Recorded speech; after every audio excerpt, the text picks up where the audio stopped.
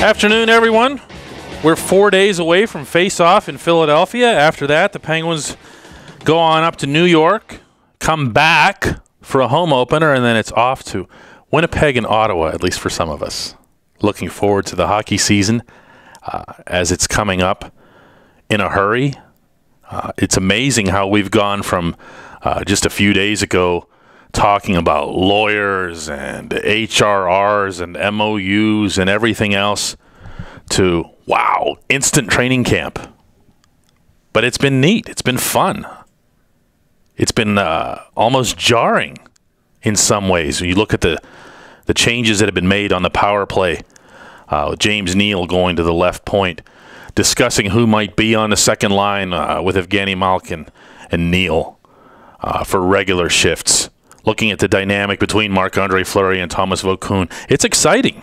I won't lie. I had NHL Network on for the last 48 hours. I just kind of let it run nonstop. It's like background music. You know, it's not just the documentaries anymore. It's not here Rocket Richard, The Life and Times. It's actual people on the air talking about actual hockey. And one of the things that's come up is the idea that the Penguins are a cup favorite, in some eyes, the cup favorite. And I'm not so sure that that's accurate, at least not as they're presently constituted. I understand the idea and appreciate it that if you have the two best players in the world on any team in any sport, you should be that.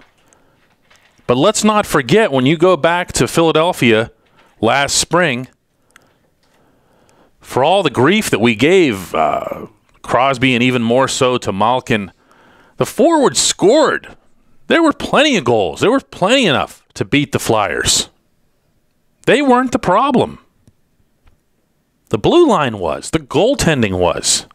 And if you go back to last season and look at all the moves that have been made by Ray Shero in the interim, from then to now, what you're looking at, essentially, is the subtraction of Zbigniew Michalek, which to me is a welcome subtraction, and the addition of Vokoun as a backup goalie. And that's it.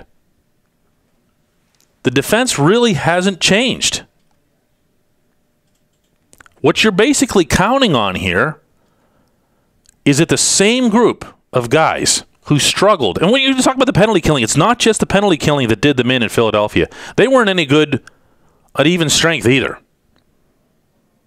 Why should things be different this season?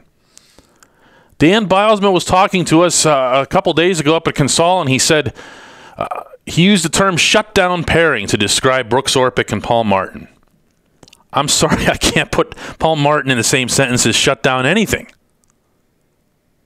You have two left-handed guys that you're sending out there defensively to be your shutdown pairing. I'll take Brooks Orpik in that equation. I'll take him every time.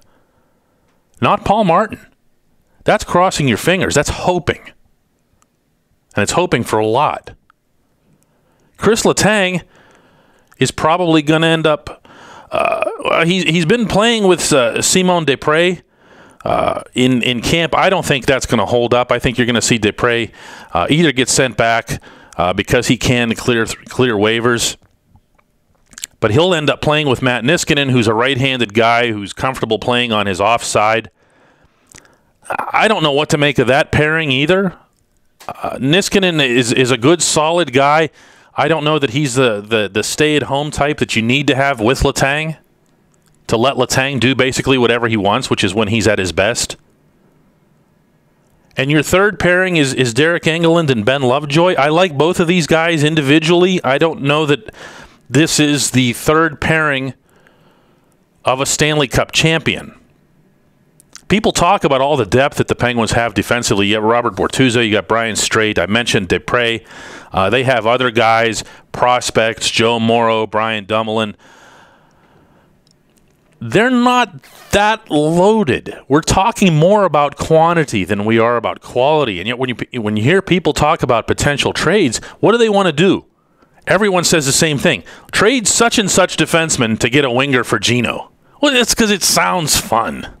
You know, it sounds like we love to play with lines. We do it on the video games. Who could you make as a left winger for Malkin and Neal? It would be spectacular. It would be the greatest line in hockey. Who can you add to 90 goals? That's not necessarily their need. I'm not so sure it shouldn't be the other way around.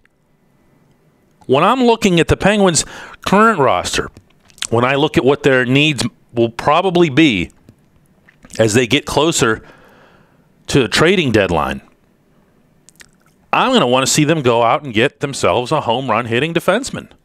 I don't know who that is. Obviously, there's a lot of things still have to play out. You have to see who's out of it.